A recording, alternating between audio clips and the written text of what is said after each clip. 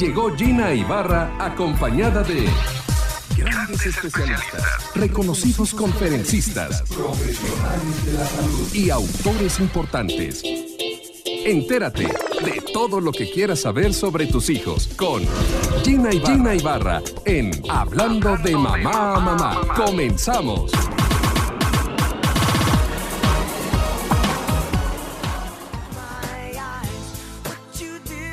Hola, qué gusto saludarles. Soy Gina Ibarra y bueno, pues el día de hoy vamos a tener un gran programa, ¿saben? Quédense con nosotros y pues les saludo con todo el gusto del mundo. Tobón en los controles, Javi también está por aquí. Mi Javi, ¿cómo estás? Tobón creo que fue al baño y por eso Javi dijo corriendo, vengo aquí a los controles. Angie en la producción y Jime está como asistente de producción y están ustedes. La multilínea 5166-3405. Estamos en redes sociales, en la fanpage Gina Ibarra TV, Twitter Gina Ibarra-mamá, Instagram Gina Ibarra-radio. Y bueno, ya saben que para escuchar y ver los programas en nuestros canales de SoundCloud, Hablando de Mamá, y en YouTube Gina Ibarra. Y bueno, pues fíjense que vamos a hablar hoy del robot Da Vinci. ¿Ustedes saben quién es el robot Da Vinci? Los robots ya nos están sustituyendo a los seres humanos. Hace unos meses salió un robot que es un comunicólogo y una comunicóloga y hablan y están igualitos. Y hablan perfecto y todo. Y van aprendiendo a través del comportamiento humano. Imagínense nada más qué cosas. Hoy está aquí con nosotros el doctor Cristian Villeda. Él nos viene a hablar sobre el robot Da Vinci. Que este robot me imagino que son puras manotas y no tiene nada que ver con una apariencia humanoide. ¿Sí o no? ¿Cómo Exacto. estás, Cristian? Muy bien, gracias, Gina. Gracias por la invitación. Y pues sí, tienes razón. La mayoría de pacientes piensan que va a llegar un mono de hojalata y los va a operar, ¿no? Además, porque aparte ya tienen cara y todo. Exacto. Sí. Pero sí, no, la realidad es diferente. Y fíjate que lo primero que decimos es que no es un verdadero robot, porque robot es aquel que es como automático, autónomo, más que nada. Autónomo, no es autónomo, sino lo controla el cirujano. Entonces, sin cirujano, el robot no trabaja. Y ustedes lo hacen a propósito para que no les quiten la chamba. Pues es una parte, pero ahorita que estaba escuchando una plática de lo que decías previamente, hay robots que nos van a empezar a sustituir funciones. Y fíjate que va a ser una evolución. En robot, te platico brevemente, la tecnología del futuro, más que sustituirte, va a ser controlarte. Entonces hay ahorita ya estudios corriendo. ¿Ellos nos van a controlar a nosotros? A los cirujanos. Y controlar me refiero a controlar que no hagas errores. Por ejemplo, ahorita sí. se están haciendo muchos análisis de millones de videos de cirugías para que una empresa pueda darte como un marco de seguridad. Entonces tú estás operando y si haces algo que le parezca a la máquina que no es seguro, te va o detener o te va a sonar. Va a sonar. Exacto. Entonces creo que va a ser el comienzo, pero definitivamente, pues la teoría diría es que hay errores humanos y los robots están programados. Hay quien le ha amputado la pierna izquierda a uno cuando es la derecha. Sí. Y a lo mejor el robot te va a decir, ¡ey, fíjate!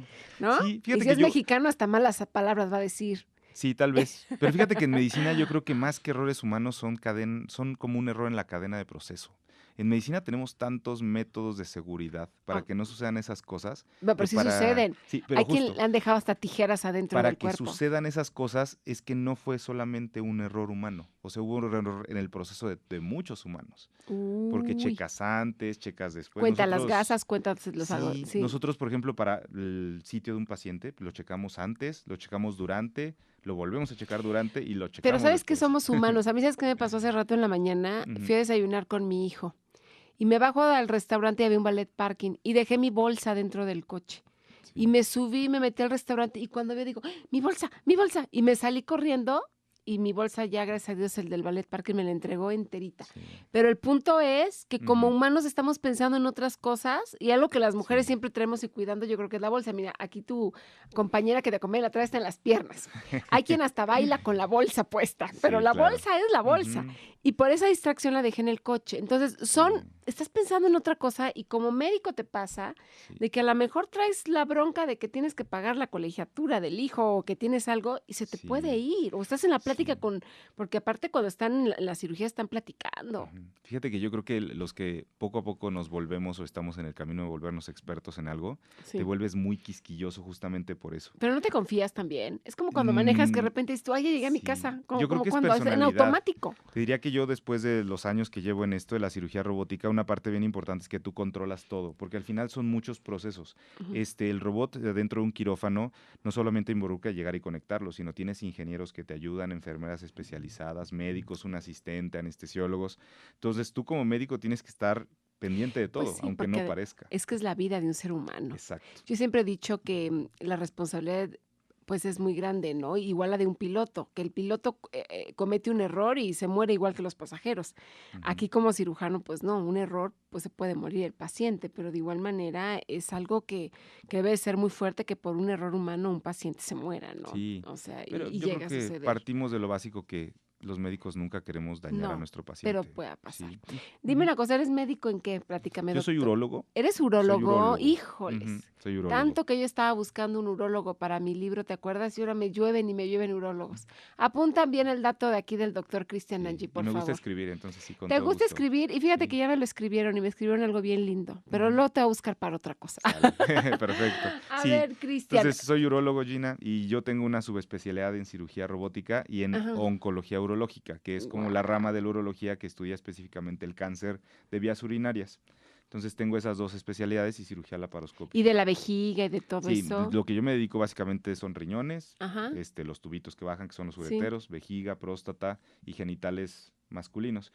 Y algo bien importante, urólogos vemos mujeres. De hecho, mujeres la mitad también, de mis pacientes son mujeres. Sí, porque piensas en urólogo y piensas que les van a hacer el tacto nada más. El hombre corre, dice, nada, te va a poner el guante, no quiero. O la vasectomía. Pero un urólogo ve todos los conductos urinarios y toda la vía urinaria, hombres o mujeres. A ver, con los robots, ¿qué operaciones haces? Me imagino que... Todas. A ver, pero ¿cómo? A ver, como urólogo y el robot, ¿cómo se compaginan para trabajar? Y cómo... A ver, el robot me imagino que está la persona en la camilla esta, ¿no? ¿Cómo es camilla? Ese es el quirófano. Pues. En el quirófano. Y atrás están ustedes como está Javi atrás en un cristal. No, fíjate, bueno, sí se puede. Entonces, el robot, más que un robot, te digo que es un sistema quirúrgico robot asistido, sería la palabra exacta. ¿Son manos o qué? ¿Como una mano? Entonces, hay 3 componentes. Un componente es el control del robot, que es una consola, que es como si tú te sentaras y tienes un visor en tus ojos con lo que ves dentro del paciente, y tienes unos controles manuales que traducen tus movimientos a las manos del robot. Entonces, o sea, te mueves y el robot se mueve. Exactamente. Tú eso es lo que haces. Eso es lo que yo hago, yo controlo el robot con mis Oye, manos. Y dime una cosa, ¿sí te entrenaron pelando uvas y te entrenaron jugando videojuegos? Pues no jugando videojuegos, pero tenemos un simulador virtual que de hecho te representa, antes de meterte un paciente, tienes que meterte al simulador. Es como los pilotos. Justamente decían, bueno, tú te meterías con un piloto que no ha volado más de, no sé, 100 horas de vuelo, pues no. Entonces los médicos en esta tecnología tenemos que demostrar ya cierta expertise para poder utilizarlo e intentar utilizarlo. Pero sí manejan la psicomotricidad fina y sí creo que una parte de su entrenamiento es pelar uvas y cositas de esas, ¿no? Sí, fíjate que por lo menos a mí te diría que algo que videojuegos nunca fui como gran fan. Sí, pero ahorita los chavos ya vienen. Me gustaba hacer muchas cosas con mis manos. Me encantaban armar cosas y muy pequeñas. Más que pequeñas, me gustaba armar Antes era una marca diferente de estos blogs que usábamos para construir. Exactamente, pero antes había otra marca cuando yo era niño. Entonces, esto te da mucha destreza manual y justamente te ayuda a traducirlo. Y pues la otra es espacialmente, también se necesita mucha traducción, que es donde los videojuegos. Y ahorita los chavos que se la pasan en videojuegos, las mamás pegamos el grito en el cielo, pero cuando veamos que nuestros hijos van a ser unos grandes cirujanos y van a tener una habilidad con el dedo ahí que están menele y menele a todos los juegos, pues sí les da habilidad que nosotros en otras generaciones no tuvimos. Sí, claro. La verdad es que sí es parte del entrenamiento.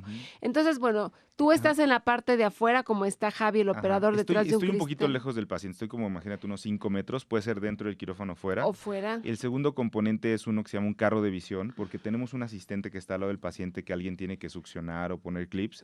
Y para que vea lo que tú estás viendo, entonces tiene una televisión donde puede ver lo mismo. A ver, pero tú desde ves. que lo abren. Es que es la laparoscopía, entonces le es meten fundamentado. Por el ombligo, por un hoyito. Exacto, por hoyitos pequeños de menos de 1 centímetro, de hecho son 8 milímetros para esto, puedes meter los instrumentos. Y el tercer componente, que es el robot formalmente, son unos brazos, les diría a los radioescuchas que es como una araña grande, son 4 brazos que se extienden por encima del paciente, y la realidad es que es un aparato muy grande para lo delicado que es. El robot mide como 2,5 metros de altura. pero los instrumentos que controla miden medio centímetro a 1 centímetro. Wow. Entonces, por fuera tú ves que se mueve muchísimo, pero por dentro realmente tiene movimientos milimétricos. Oye, dime una cosa, ¿y el paciente ve el monstruo ese? Porque yo me acuesto en el quirófano y de repente veo una manota grandota ahí de robot. Sí Lo me ven daría lejos. medio chusto. Antes de poner el robot en posición para operar, el paciente está dormido. Entonces, realmente lo ven como de lejos. Pero la mayoría de pacientes se les hace, obviamente, algo interesante, ¿no? Sí, claro, pero sí te da miedo de que esa cosa se me va a meter y no se vaya. No. A ver, ¿cómo se controlan? ¿Con energía o no? Porque yo me imagino, se va la luz, hay plantas, pero en lo que llega la planta, el no se vaya a mover y me vaya a tronar el No, fíjate que riñón. justamente en urología somos médicos que utilizamos mucha tecnología y tiene muchos candados de seguridad. Te diría varios. Primero, pues, tiene una pila. O sea, tiene una pila para que no se te apague inmediatamente. El segundo es que si el robot detecta cualquier movimiento extraño, se apaga, o sea, se detiene automáticamente. O sea, no es de que exacto, no se puede mover. O y si lo tiembla tercero o algo. es que siempre hay un ingeniero con nosotros, experto en el robot. Entonces, cualquier cosita que pase, él está ahí para resolverlo. Pero yo te diría que en mi experiencia de cientos de cirugías, tal vez una vez me ha pasado ver que realmente tengamos que mover algo manualmente durante la cirugía. Déjame ir a una pausa comercial y regresamos. Ay, pero pues, si te toca, qué mal que te toque, ¿no? Vamos a una pausa y regresamos.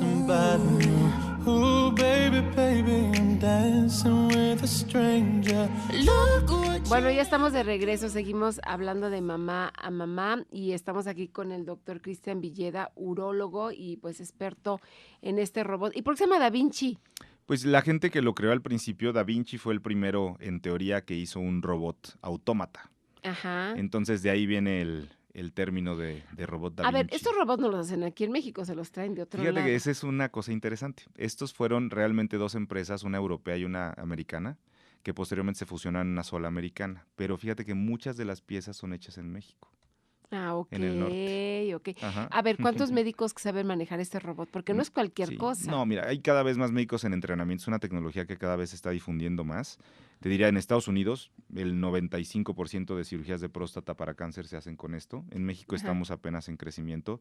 Pero debe haber más o menos en total de cirujanos, urólogos y otras especialidades, tal vez cerca ya de unos 200 cirujanos que lo pueden emplear. Son pocos, pero al final de cuentas yo pensé que había menos, ¿sabes? Sí, pero igualmente es importante saber que de ese grupo no todos operan comúnmente, ¿no? Entonces, pues hay de todos los estadios. Hay gente que va empezando, hay gente que ya tiene experiencia, hay gente ya experta. Entonces, pero es algo en crecimiento. Este año, los últimos 2 años ha habido un crecimiento exponencial. Es que es lo que va a hacer. O sea, y estas cirugías de que te abren el estómago y están todos ahí, ya se van a acabar. Sí, fíjate, yo les digo a en el hospital donde yo soy jefe de cirugía robótica, cuando doy las pláticas les digo, a ver, ¿tú qué escogerías? ¿Tú te operarías abierto o aquí en el hospital tenemos un robot y te voy a hacer 4 hoyitos para hacerte la cirugía que te haré igualito? Pues va a decir, depende si el seguro me lo cubre y si qué tan caro me sale. Porque pero fíjate, también hasta en eso ya hemos demostrado. Los seguros ya te diría, pues me han aceptado prácticamente todas mis últimas cirugías en los últimos 1.5 años, 2 años. Ya las están aceptando. Sí, ya. Pero son mucho más caras que con bisturí. Sí, más caras que abierto, pero fíjate que ahí hay una cosa, o sea, el tiempo que tú empleas en recuperarte de una cirugía abierta por dolor y porque no puedes caminar bien, eso es dinero que la gente no aprecia. Sí, me queda clarísimo eso, pero sabes que a veces en cualquiera no se puede. Exacto, y eso sí. Tú, híjoles, es que no se puede. O sea, me encantaría que me pusieran el robot Da Vinci que me operara, pero la verdad es que se me incrementa a lo mejor un 50%, no sé, de lo que me costaría una con bisturí. Sí, eso sí es innegable. Y dices, todavía, pero yo me imagino que poco a poco se va a ir. Se está volviendo más accesible. Al principio con la tecnología sí era muy caro. Ahorita ya obviamente también las instituciones que tienen el robot pues están esforzando para que sea algo más accesible y ya se hacen paquetes de cirugía robótica. Entonces poco a poco ya es más accesible. Y también es obviamente conocimiento de la gente, porque al principio que yo empecé en esto, la gente le decía, te voy a operar con robot y realmente le asustaba antes. Ahorita ya conoce un poquito más del tema tal vez, ya lo he escuchado por lo menos mencionado. Y les diría que ya es algo que no es del futuro, o sea, es el presente en muchos lados. ¿Tú estudiaste aquí eso o te fuiste a otro lado? lado? No, yo me fui a Inglaterra. Te fuiste a Inglaterra. Sí, porque no, o sea, es algo relativamente nuevo. Me imagino que ahorita ya los que se fueron a estudiar como tú igual ya capacitan a otros. Exacto, sí, pero la verdad es que aquí en México no tenemos hospitales de tan gran volumen como en otros lados. O sea, el hospital donde yo me entrené en Inglaterra es un hospital de 1,000 camas. y hacíamos más o menos a la semana unas 10 cirugías de estas. O sea, había conejillos de India de repente, de ahí vas el primero. Es que fíjate que no, porque tal vez la gente piense es conejillo de India, pero no, ahí te vas a entrenar justamente a otro lugar para que te vayan asesorando y guiando de manera segura cómo O sea, vas hacerlo. con doctores que la están haciendo y lo estás viendo y además hay simuladores. Exacto. Y después te dejan una parte donde, pues esta es la parte sencilla, luego una parte más compleja. Entonces, un tutoreo es lo que ha hecho esto también mucho más seguro. Y eso es lo importante, o sea, que tengas o un cirujano experto o un cirujano que si va empezando, tienes la seguridad de que alguien experto lo está asesorando y es de manera segura. Por ejemplo, yo también ayudo a eso. Yo soy, no certificador, pero ayudo a las personas que van empezando a que puedan tener cirugía segura. Oye, y yo me imagino que les cuesta más a los doctores de generaciones más arriba, ¿no? Sí. Porque están más cerrados además a ese tipo de cosas. No es que digan son cosas del diablo, no.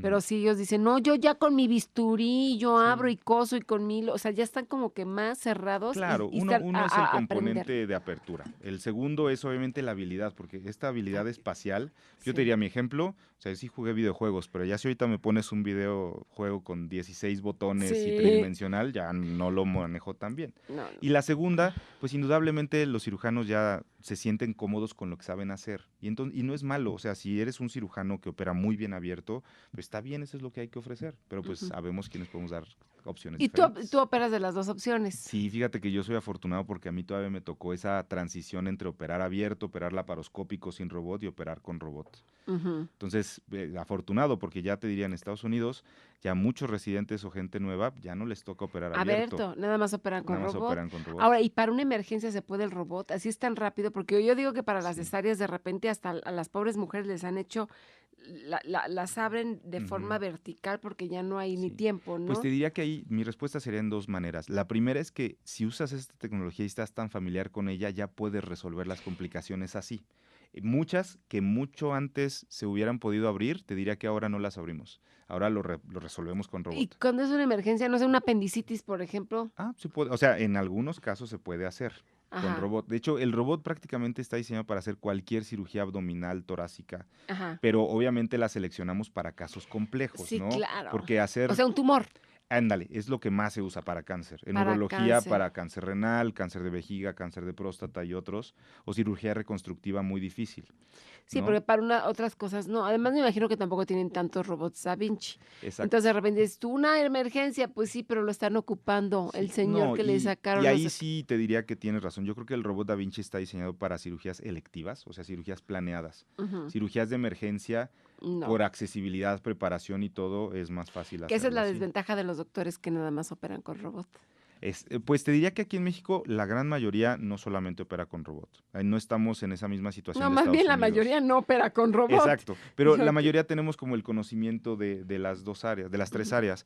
Pero fíjate que se da un fenómeno muy, muy, pues, diferente para nosotros. En otros países donde ya se utiliza mucho el robot, ahora se están volviendo expertos algunos en hacer cirugía abierta. Entonces tú en tu hospital gigante, pues tú eres muy bueno operando robot y cuando tienes una complicación, también le hablas a tu compañero que es experto en eso y viene y te ayuda. Pues es que es la Es cosa. que eso yo creo que es muy importante, reconocer tus capacidades y cuando no se puede, pues pides ayuda. Bueno, ¿no? pues es que eso es la padre, de que se ayuden, porque yo todo lo puedo, pues pone en riesgo al paciente. Sí, exactamente. Ahora, estos están en Robot Da Vinci, me imagino que están en hospitales privados. Están en públicos y privados. O sea, también en públicos, también el gobierno el gobierno también lo tiene. Para ellos. En hospitales públicos están en la Secretaría de la Defensa, en Secretaría de Marina, donde yo trabajo. Están ¿Tú eres militar, médico Estoy militar? en la Secretaría de Marina. Ay, mira, sabes que yo tengo mucha confianza en los médicos militares. A lo mejor conoces a mi ginecólogo, Manuel Quirarte, ¿lo conoces? No, no lo conozco. Bueno, es que yo soy naval más que militar, yo soy de la ¿Eres Secretaría de naval? Marina, exacto. Entonces, aparte de eso, está en la Secretaría de Salud, en el ISSSTE, ya también tienen robot. Hay un hospital en el Estado de México también en Zumpango que lo tiene.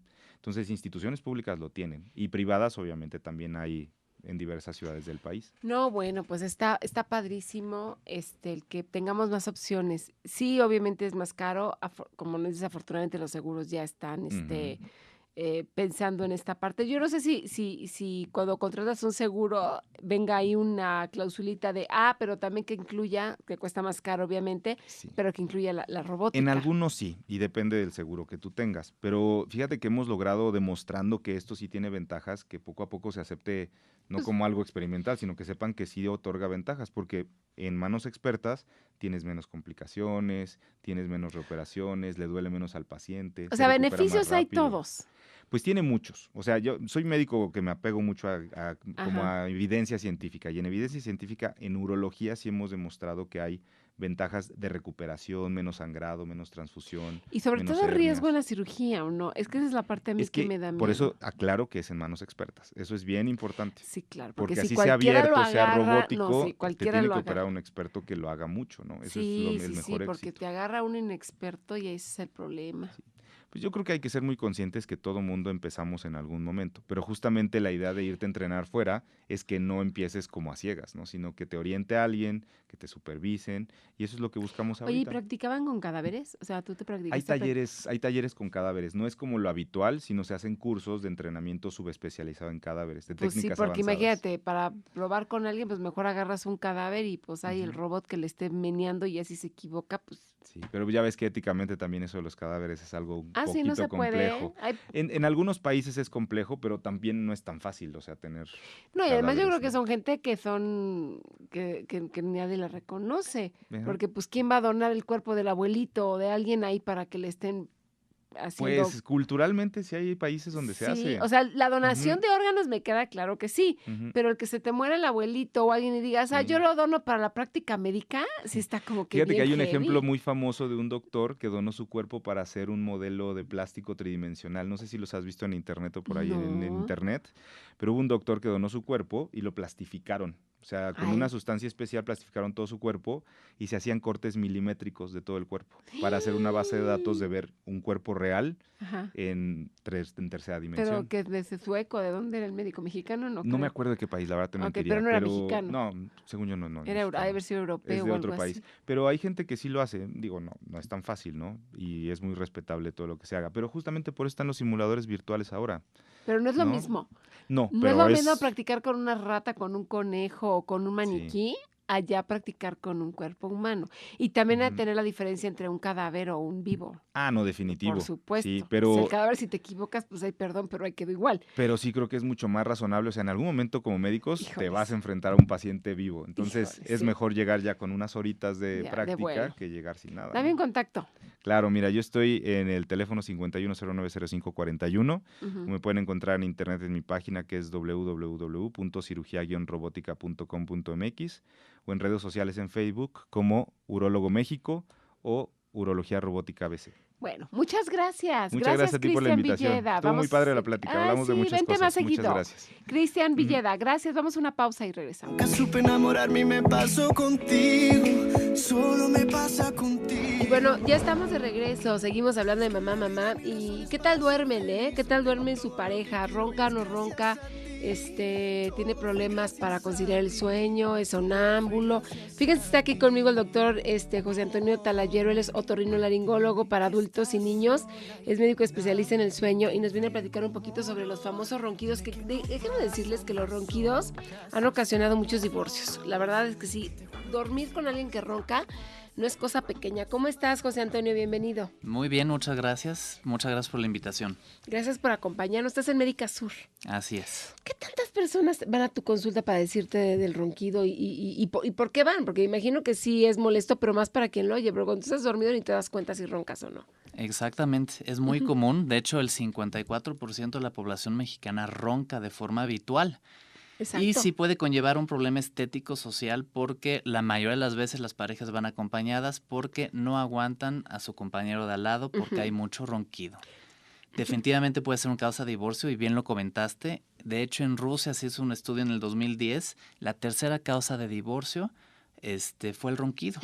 ¡Qué horror! Y es que hay de ronquidos a ronquidos. Exacto. Hay gente que ronca poquito. Mi marido de repente ronca y le doy una patada en la noche y ya se mueve y se le quita el ronquido. Efectivamente, puede ser un problema solamente posicional y realmente, comúnmente, cuando estamos boca arriba, hay una mayor relajación de los músculos, se cierra o se colapsa más la vía aérea y vibra. Sí. Y eso es lo que genera el ronquido. Pero tengo una amiga que dice que su marido parece morsa, al grado de que ya lo mandó a dormir al sillón, literal. El señor duerme en el sillón desde hace pues mucho tiempo, porque ella dice, no puedo dormir con él porque no me deja descansar y me voy a trabajar y no duermo.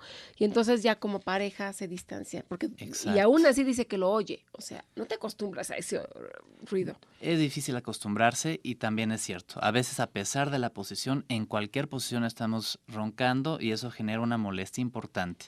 Y toda la razón, muchas parejas viven o están ya en cuartos separados y se va rompiendo el matrimonio, haciendo que sea pues un pesar, ¿no? Lejos de tener una mejoría y se vuelve una conversación en la mesa de los ronquidos y aparte a veces hay burlas, pero lejos de algo chistoso termina siendo algo grave. Algo dramático. Dime una cosa, ¿todos roncamos? No todos, como comentábamos previamente, 54 a 60% de la población ronca. Pero bueno, alguna vez hemos roncado todos en la vida. Exacto. O sea, el ronquido sí existe. Cuando fumamos o cuando tomamos algunas copas de más o estamos con cierta posición. ¿Obesidad? La obesidad es un factor esencial que contribuye a que tengamos mayor ronquido. De hecho, al haber un aumento en la grasa cervical en la región de la faringe, que es la región que está entre la boca y los pulmones, existe una mayor prevalencia de ronquido. El gran problema del ronquido, de lo cual también no nos damos cuenta, es que también aparte existen problemas respiratorios durante el dormir. El ronquir podemos decir que no es ni bueno ni malo. El problema es que aparte se asocie a otro tipo de problemas respiratorios como apnea del sueño.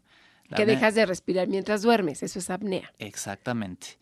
De hecho, el ronquido se da porque hay un aumento en la resistencia en el flujo de aire, ya sea de la nariz o hasta la laringe. En cualquiera de esos puntos, al haber un aumento en la resistencia, chocan los tejidos, vibran y se ronca. Oye, ¿qué tan peligroso es tener apnea del sueño? Te puedes llegar a morir porque apnea del sueño es dejar de respirar mientras duermes. Es cuando jalan aire y se oye el ruido, ¿no? Exactamente. Puede ser de que no jales el aire y que te mueras por eso como, ¿no? No súbitamente, pero sí no como la muerte de cuna, no. Exactamente, es un poco distinto, pero sí se correlaciona de forma muy importante a problemas cardiovasculares y metabólicos.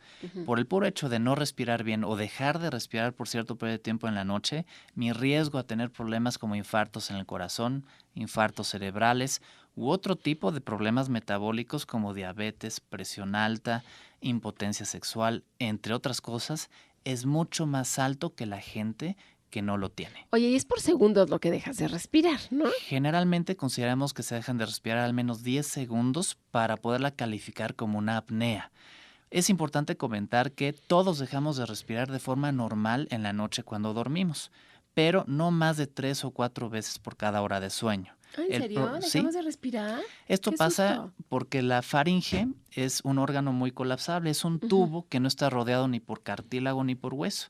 Entonces la tendencia al colapso es de forma normal, pero como comentábamos, es malo hacerlo más de 5 o 10 veces por cada hora de sueño, porque ahí es cuando ya hablamos un problema o una enfermedad. Oye, dime una cosa, ¿hay estadística de quién ronca más? Yo digo que los hombres roncan más, ¿verdad? Que porque tienen más ancho aquí la tráquea o no sé qué sea. Exactamente, sí, los hombres tendemos a roncar mucho más que las mujeres, pero no hay tampoco una estadística tan poco significativa en mujeres. Lo que comentas del cuello es algo muy importante. La circunferencia de cuello puede ser un factor predictor para ver si un paciente puede o no tener un problema respiratorio durante el dormir. O sea, entre más ancho tenga el cuello es más fácil que ronque. Exacto, entre más... Entonces fíjense, si se van a casar, mídanle con cinta métrica el cuello a la pareja, ¿no? Y más que nada, entre más ancho sea el cuello, mayor tendencia a colapso hay. Y a haber problemas respiratorios como apnea del sueño. ¿Dormir con almohada o no?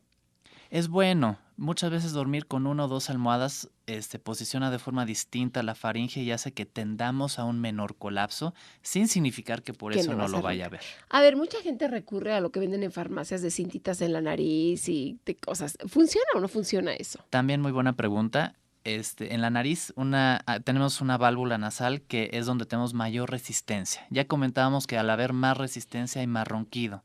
Si tenemos por algún motivo colapsada la válvula nasal, justo estas tiras que se colocan en el dorso de la nariz abren la válvula nasal y hacen que pueda disminuir el ronquido.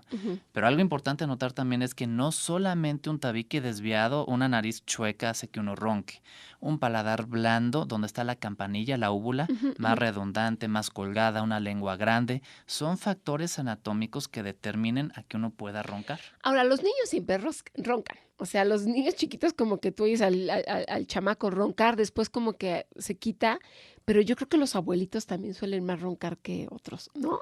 Hablando de los niños, o sea, hablando de la lengua que engorda o no sé si les crezca más o qué pase. Exacto. Hablando de los niños, el 13% de los niños roncan de forma normal y de esos nuestra población blanco de estudios son el 2 o 3% que tienen problemas de apnea de sueño. Okay. Pero a diferencia de los adultos, en niños la causa más frecuente de apnea de sueño es que las amígdalas o adenoides sean grandes.